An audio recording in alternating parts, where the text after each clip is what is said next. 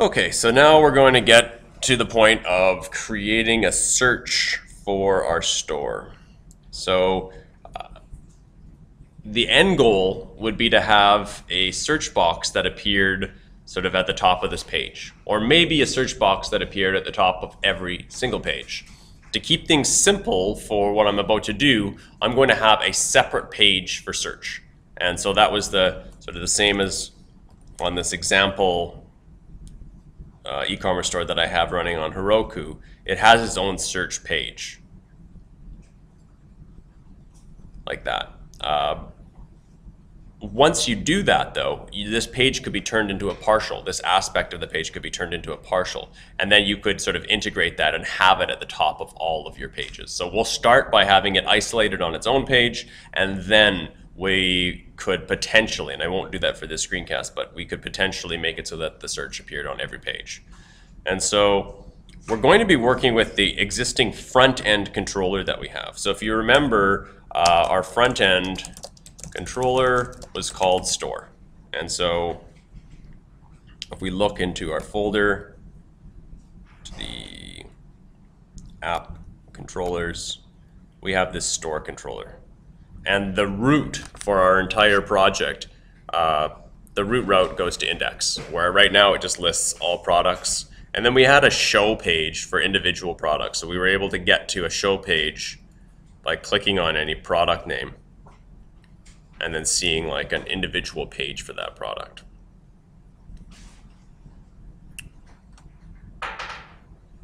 Just off the hop, it might be nice, and sort of just because I've noticed this here, it might be nice to have a link back to the homepage here. Like, this isn't a very great store as it is because it doesn't have a menu or anything, but at least there should be some way of getting back to the homepage without asking the user to click the back button. So before I even do the search, I can quickly go in and make a modification to that. And that would be going to my app, views, store, show. And right now it's just rendering out a product. Below that product, I can just drop in a paragraph tag with a link to, and just say link to home. And where do I want to link to? I want to link to the root path of the store. And so in my routing file, I have defined root using the root method. And so I'm linking to root path here with the word home, and that will create an A with an href in it, nested inside of this paragraph. So that's just a little quick fix. Go to an individual product. And then once that individual product loads up, I have this home link now that I can click back home. So that's just a quick little fix, and I'll synchronize that with Git. So I'll say git add, git commit -m, added a home link to the store show view, and push it to GitHub. Okay, so we've got that out of the way. What we'd like to do with the front-end store controller is we want to add 2 new actions with associated views. And so we're going to add a search action. So we're going to have like a store search action, which is going to have an associated view at app views store search.html.erb. And we're going to have a store search results. I'll line these up here. And the search result action will have an associated view. Results.html.erb. So we'll need to create those 2 files as well as these 2 actions. And the way these 2 actions are going to work, the search action, well, what it's going to do is the action itself is going to do nothing. There's going to be no code in the controller. So here, I'll put this here. No code required in the controller, because all that needs to happen with the search action is the view will display a text field and a submit button for our search. So we'll be able to, let's say on the front page, there might be a search link. We'll click on that search link. No code will need to be run, but we'll go to a page that will have a text field on it and a submit button. User will type into that text field, they'll hit submit.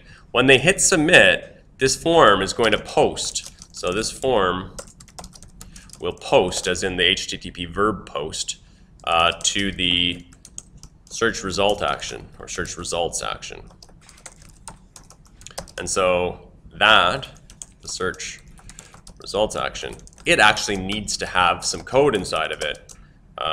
So the controller action will use the product model to search for the product or search for the user's keywords that they put into our search. And then the associated view will display any products that are found.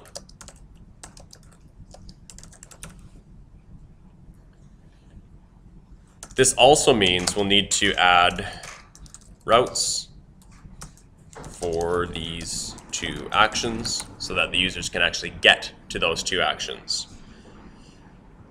And I think that's all we're going to need to do. We don't need to modify our database in any way because we don't need any new columns for this. We just need to use the model that already exists for searching capabilities. And so there may be a few things I've forgotten about off the top of my head that we'll add as we go on, but it should be two new actions, two new views, and the routes to get to those views. One route will be a get route, and so that'll be the search action. We'll get to it by way of a get request. And the other will be a post. Okay, let's start coding that up. I'll start by creating these view files and opening them up inside of Komodo. So I'm in the store folder already. I'm going to create those two new view files, and they're just empty text documents to begin with that I rename. So one will be search.html.erb. And I can copy and paste that one and make a search results.html.erb. And I can open those up inside of Komodo. Initially empty. I might put in like an H2 here that just says like search results. And inside of the search one, I might put in an H2 that says like product search. Just so I have something in there, I could test my routes out to begin with. The easiest one to test will be the search because it's a GET request. So I can, once I have my routes up and going, I should be able to try to load up the search page and see this H2 on my page.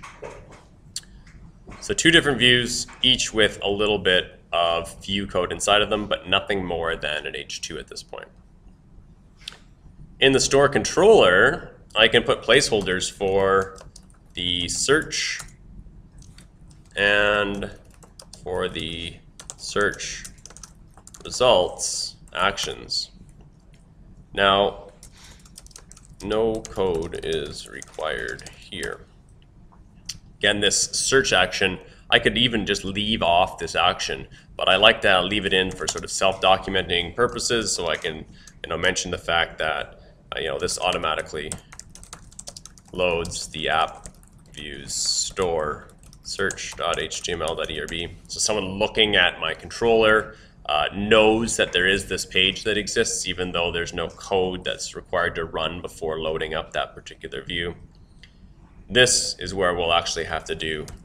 So here we will be using the product model to actually search.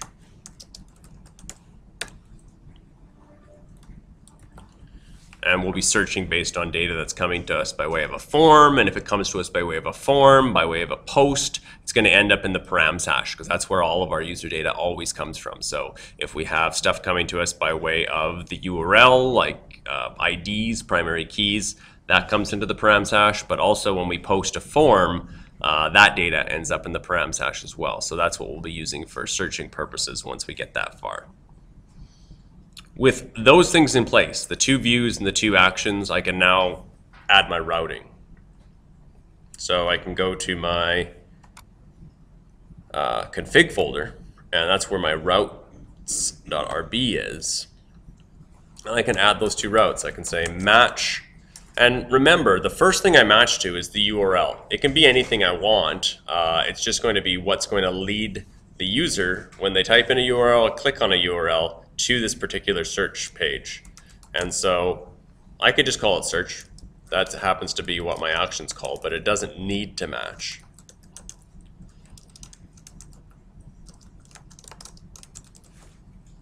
So match the URL/search to the search action of the store controller. We only want this triggered via a get, and it might be nice to give this thing a name.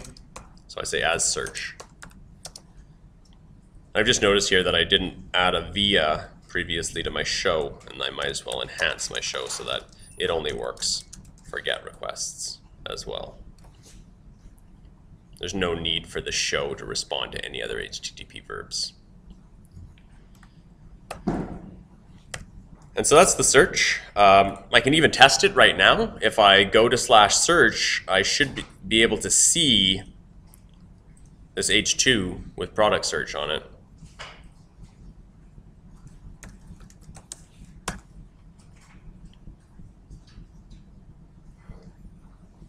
There we are. And so eventually this is where my search form is going to end up. So that came to us by way of this route here. And again, I want to stress the fact that although it's sort of common to have the URL match the name of the controller action, match the sort of the as term, you know, I could name this thing product search, or I could even name it something ridiculous like amazing product search, and that would just change the URL.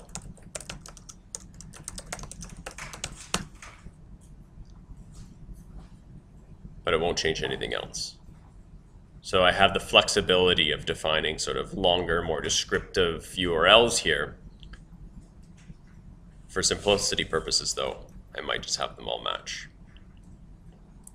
And I just mentioned that because again, it's sometimes hard to know what are the conventions in Rails and what Rails is like really looking for and what is just sort of a nice to have kind of thing. So that's sort of a more nice to have kind of thing. We could change that URL to be whatever we wanted. Once this page actually has a form, it needs to post somewhere. When you click on the submit button, that data is going to be posted somewhere, and we want it to be posted to our search results action. So I'm going to define that route now. To say match, and the URL, I'm going to have it be search results. The truth is I could probably reuse the same URL because this one's restricted to a get. I could have them both respond to just search, one being a post, one being a get, and have two different actions triggered off of the same URL. But again, just to keep things simple, I'll give them different URLs, but it's not required. They could both be at the URL/search, one responding via a get and the other responding via a post. So there's where I wanted to actually route to. I can give it a name as search results. So internally, within my views, I can refer to the search results _path whenever I want to talk about this route. And just so I don't sort of scroll off the edge here, I will add my via down below. So I've just split my match onto two lines here. But because Ruby's case or white space insensitive, it doesn't matter. Testing this route I can't do off the hop because I need it's only going to respond by way of a post. So I need to implement my search form before I can really test out this route. So in previous classes, when we wanted to build a form, either if we were working with a pre-scaffolded form or we built our own form, we were using a helper called form4. And if we look at sort of the scaffolded forms that were built when I created the products, because we use scaffolding for products, we had this form4 statement, which took in a single object of type product and gave us a form for that product. It was a block, so it had a do to begin with, all the way down to an end. And there was one block argument, f, which we used throughout the form to build things for us. So it was like a form builder. F, build me a label. F, build me a text field. And then we gave it the names of the properties of the object it was associated with, so that if we passed it an empty object, these properties would all start off as being blank. But if we were using this form for editing purposes and this object actually contained data, it would then pull out that data and seed it into. So if this object existed already and had a name, the name property would be put into that text field to start with. So when we need to build forms, and when they're associated with particular product objects or particular active record objects in general, we use form4. But for a search, the search itself isn't for one particular product. The search itself is for a search across the collection of products. So we don't want to build a form that is associated with a single product object. So we're not going to use the form4 helper. We're going to use a little bit of a different helper called form tag. It's going to work similar to form4. I can say form tag.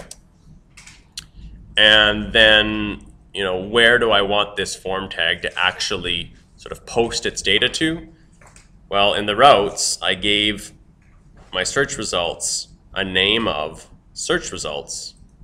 And so I might like it to send its data or post its data to the search results path do.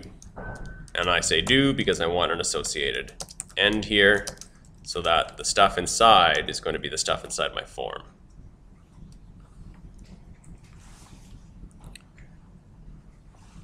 If we wanted more information about form tag and all the different possibilities of using it and working with it, I could go to my API for Ruby on Rails, so api.rubyonrails.org. And again, because we're working with 3.2, we would add this after the domain name so that we get our version of Rails. And then in the autocomplete search at the top, I would just type form tag. And I could, at that point, see a bunch of information about how to use form tag.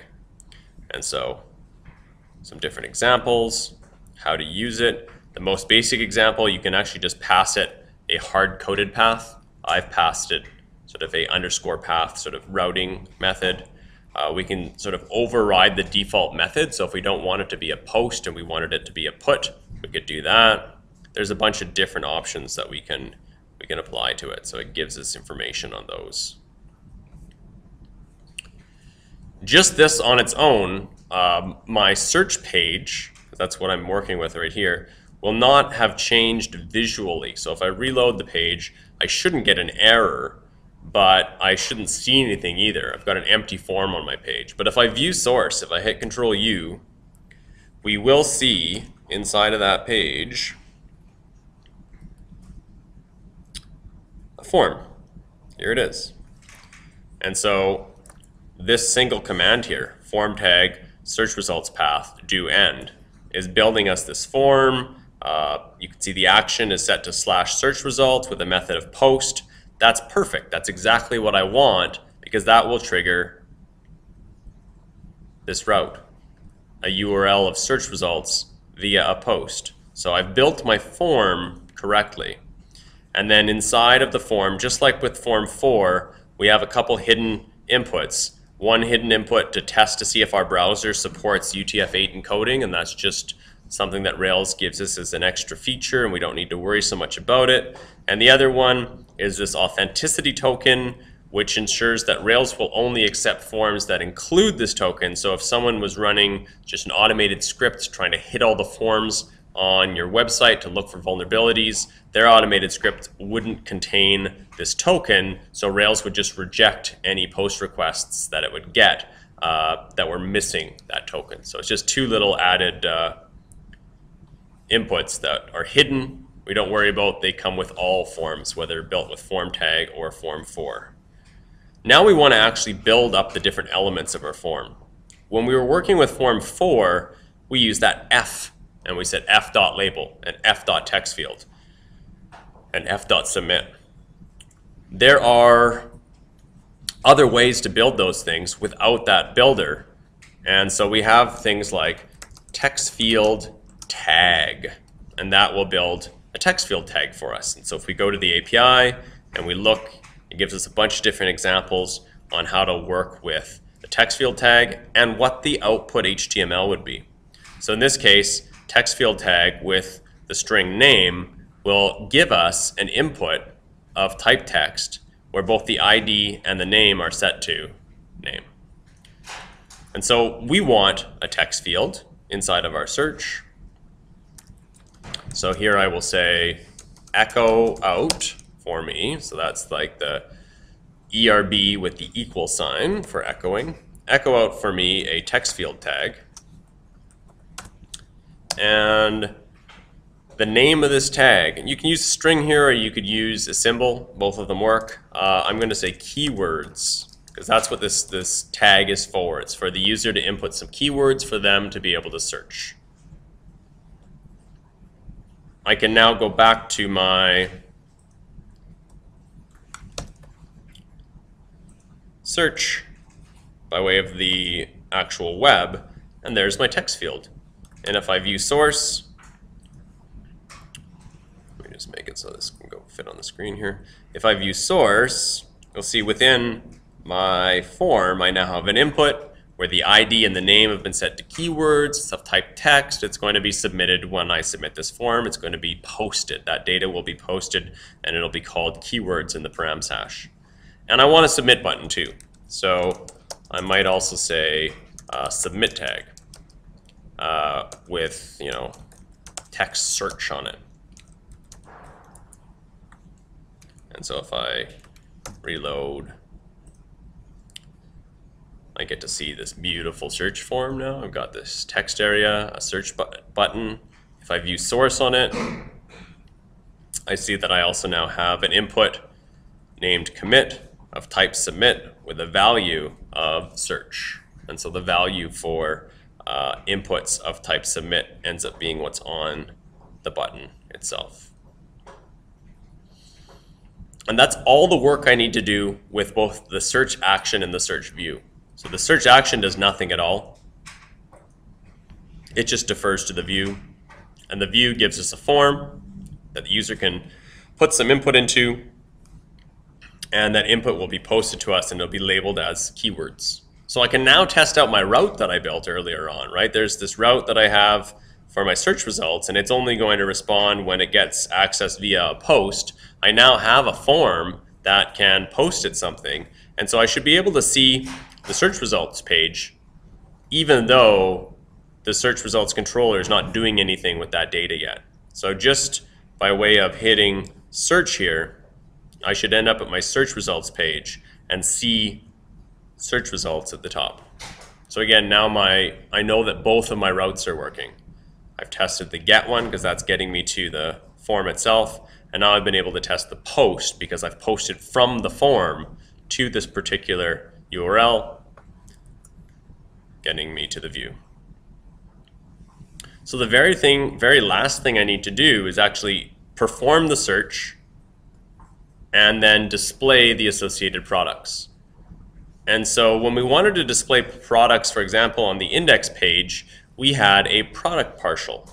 And so if we look at the index on our store,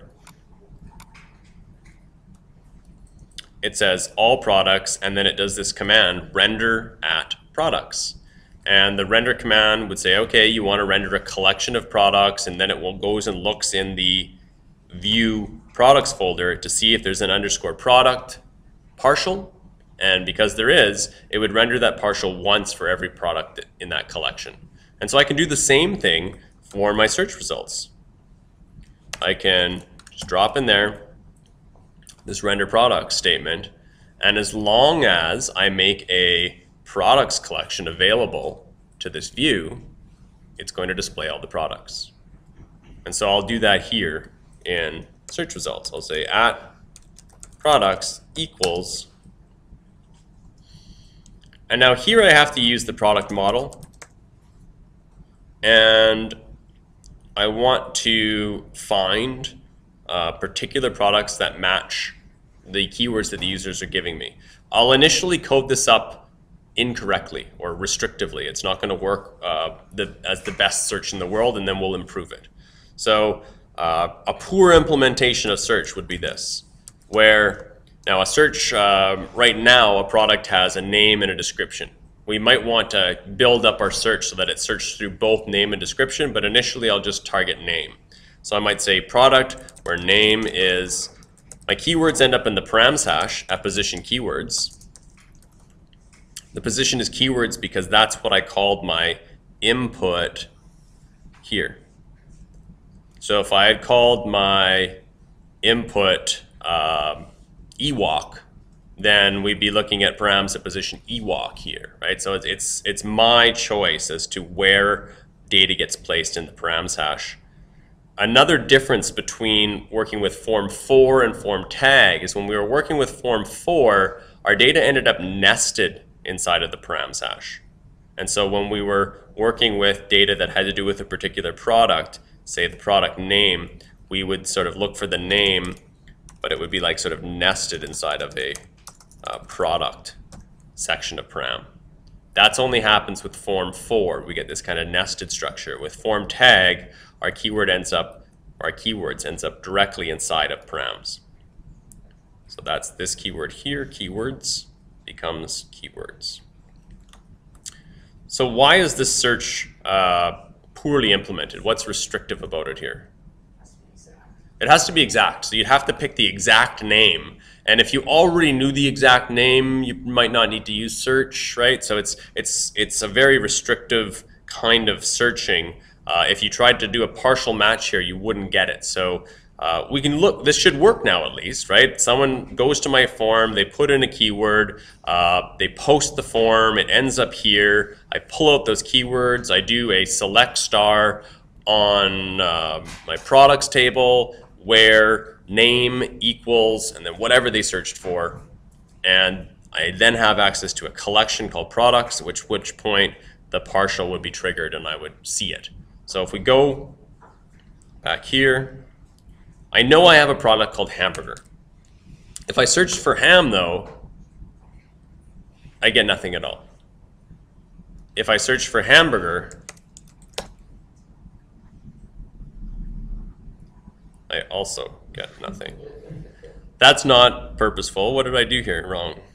I can always see, this is cool, I can always see in the output of my Rails server exactly the SQL that's been triggered.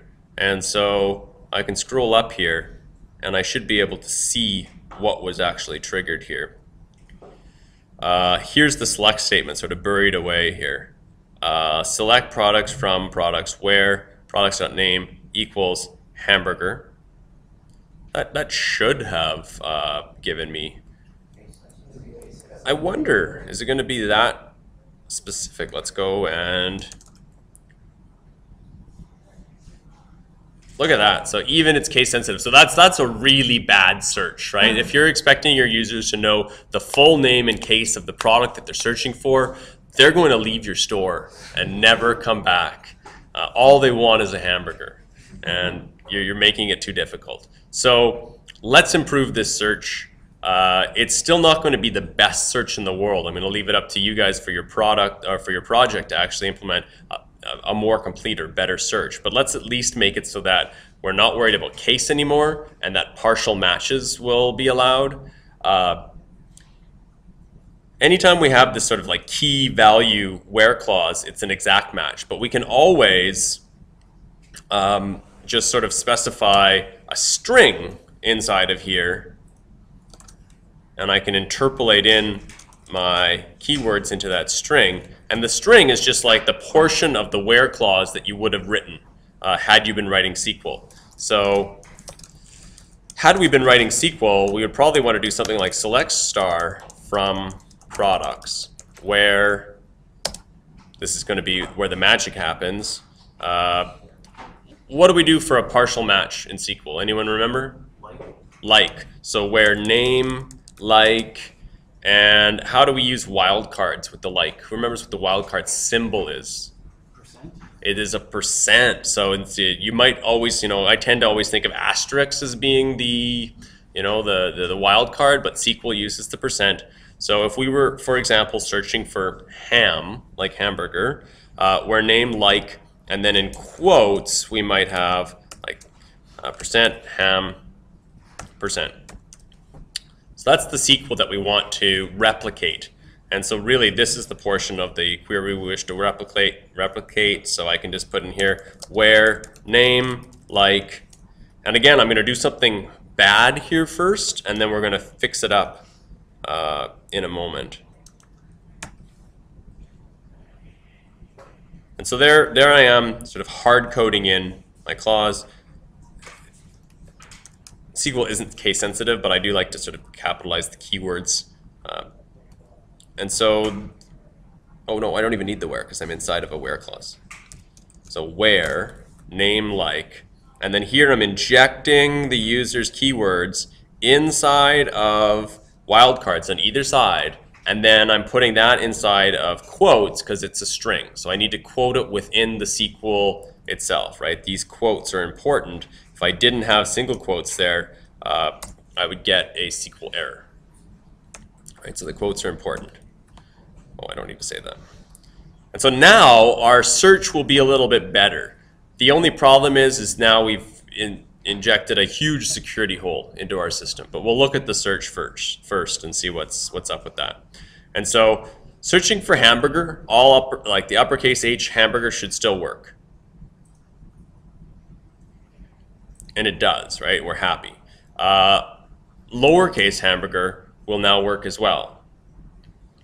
And we're happy. And even burger will work. Or ham, or berg. So if I just like something in the middle of the phrase there.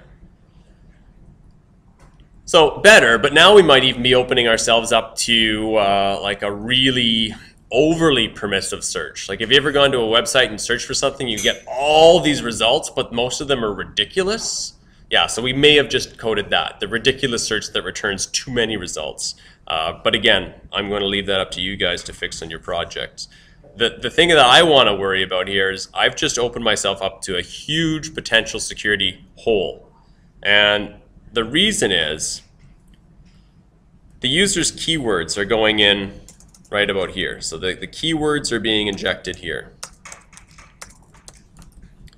Now imagine if for my keywords a user submitted something like this. A single quote, a semicolon, drop, table, products, semicolon, dash dash. If someone submitted that as a search, it would end up inside of my keywords here. Oops. I don't want the new line, I just want this. So it would end up here, like that. This becomes one single SQL statement where I've properly closed my quotes and I've ended it with a semicolon. Then there's a nice proper drop table product statement with a semicolon, and dash dash, dash dash is the comment symbol, right, in SQL, so then this stuff gets ignored. So I've just injected a horrible statement into my system, which will run at the same privileges as your entire web account, which is usually, privileged enough to run drop statements. So, You can guard against this. You could be running on an unprivileged account. You might sort of restrict your web account from being able to do things like drops, but you probably want your web account to be able to do things like inserts. So someone here could, instead of running a drop table statement, they might do an insert into, and you might have, say, like a admin users table. Maybe they know you're running active admin, and they could just start adding their own admin users to your account. So really scary. This is SQL injection. It's probably, along with cross-site scripting, like the #1 way that web hosts are attacked. A lot of websites are vulnerable to this, and there's tons of scripts that are out there that just search for these kind of open forms that can potentially have data, sort of nasty data injected into them. Thankfully, Rails has some guards that we can use to prevent this kind of thing. So the easy solution here is to do the following, what's called a parameterized search. And so I'm going to leave this like this, take the single quotes out of it, and just put a question mark here. So I'm saying where name like question mark, and I'm not specifying what the question mark is. It's acting as a placeholder.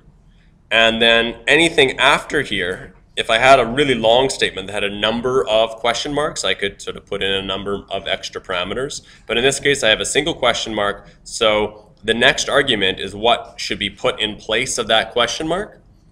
And here it's just the string with my wildcards put on either side of my keywords. I don't need to put single quotes around it anymore here. Rails will figure out that it's a string and it'll add those for me. And what Rails does when it does this kind of parameterized search is it does a little bit of SQL injection protection before it puts it into the string for you. So doing it this way with a question mark saves you from having to worry about SQL injection.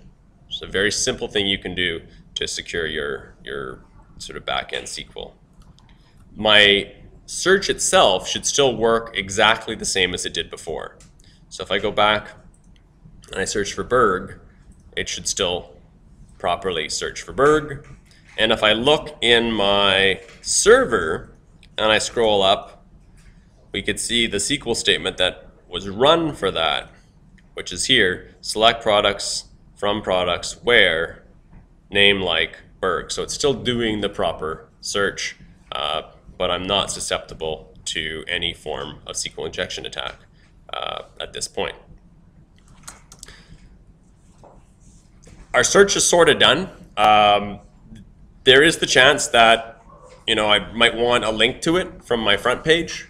So on my index above my products, I might wish to have a menu. Instead of a menu, for our case, sort of for simplicity purposes, I'll just put in a paragraph tag, and I will echo in a link to, and I'll just say search for the text, and then my route for the form was called as search. So I can just search to the search path like so. That'll add me a link so that my users can now get to my search page. And as I said, you could also turn that search page into a partial and just include that partial maybe in your layout so that it appears on every single page. That would be fine. With that in place, I can go to my home page and I can click on search, getting to the search page. The last thing I might like to do is give my user some kind of indication that their search didn't match any products. So if they search for something that has no match in the database, instead of just showing them a blank page like this, maybe they're thinking now that the search is broken.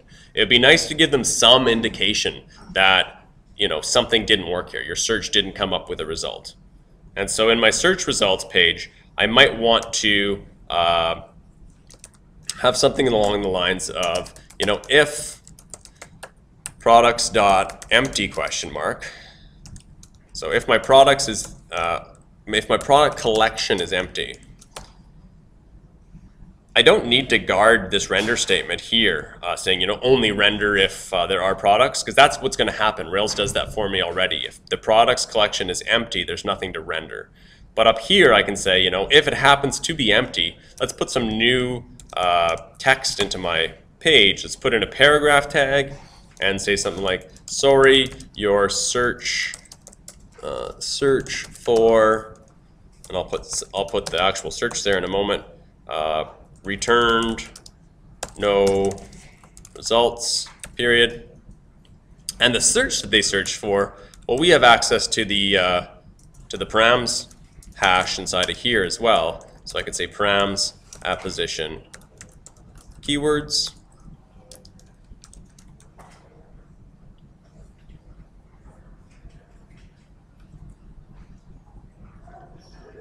Yeah, that looks like it could be okay.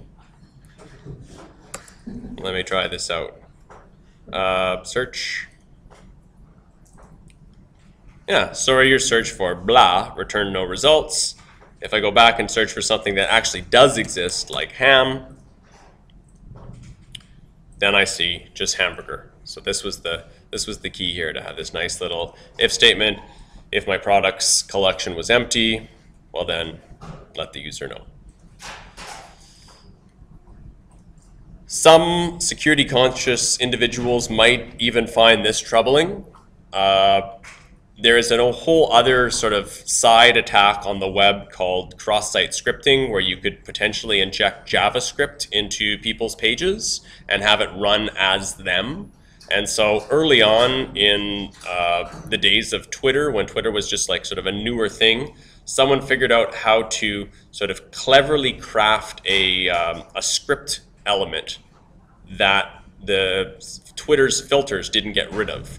And so what would happen is anyone that looked at a particular tweet, this JavaScript that was embedded in that tweet would run.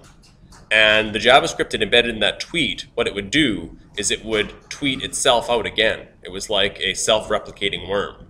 And within about 5 minutes, this spread to like everyone on Twitter. Right? One person, the first person that saw it, tweeted it out to all their followers. Then all those people tweeted it out to all their followers, and it becomes like this exponential thing. It took down all of Twitter. And that's just sort of, I mean, it was bad for the Twitter infrastructure, but it didn't really do anything damaging. But it could have, because any JavaScript that runs on your browser runs as you, right? Runs as your user. So it could have done more nefarious things. It could have gone in and changed your password for you and then taken over your account, and mailed your password or sent your password out to a script running on the internet. And so anytime we're taking something from the end user and putting it into our page, there's a chance that someone could cleverly craft a keyword search, and I'm not sure if Rails will provide me any protection for it. I think it will now. I think this equal sign has like protection built into it, but in early versions of Rails it didn't. So if I tried to search for this, like script alert woot script, in earlier versions of Rails, that would have actually run on the next page. Now, I believe in this new version of Rails, the equal sign turns things like less than and greater thans into their entitized versions, like %LT and that kind of thing. So it sort of inoculates us from these kind of attacks, I assume. Let's try it out and see if it's now protected. Good.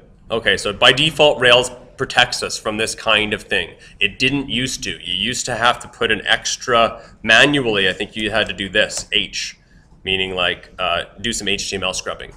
And then in later versions of Rails, it was like, well, why aren't we doing that always? Like, why are we requiring our programmers to always specify that? And I think you can sort of turn that off, which you would almost never want to do by doing raw. Let me see if that's the right syntax. Did it work or not? It did. I wonder why it didn't run. Script alert woot woot woot woot. Wow, look at that. Chrome actually has cross-site scripting detection in it now. And so the browser is even trying to solve this problem for us, which is incredible. This didn't used to exist in any browsers before. That's super impressive. I'm not sure, like maybe, let's pick on IE. Yeah. I shouldn't be so mean, but let's see if IE has this kind of protection in place. So if we go back and we run the same test as we ran with Chrome, that sort of blew my mind there. That was awesome. Okay, so there's the same thing happening, and there it is being run. So I'm not running the most recent version of IE. I think I'm at IE 9 or something, so they may have caught up. But wow, that's really cool, because cross-site scripting used to be, and still is for people that don't have updated browsers, it used to be the biggest possible security hole on the web, you know, along with SQL injection. So it's nice to see that the browsers are actually sort of taking a stand against it. That's all I really have to show you today. I'm going to make sure I don't leave this raw parameter in here. I was a little lazy with my Git updating here. I probably should have been committing incrementally all along the way, because now I have like one big huge commit. So if I ran like git diff, we would see like there's a lot that I added to that particular, well, it's not huge, but probably more than I should be adding in any one go. But I will add it to the repo. Added a simple product search in the store controller, git push. And on that note, I will shut down the screencast and I'll post it up later today.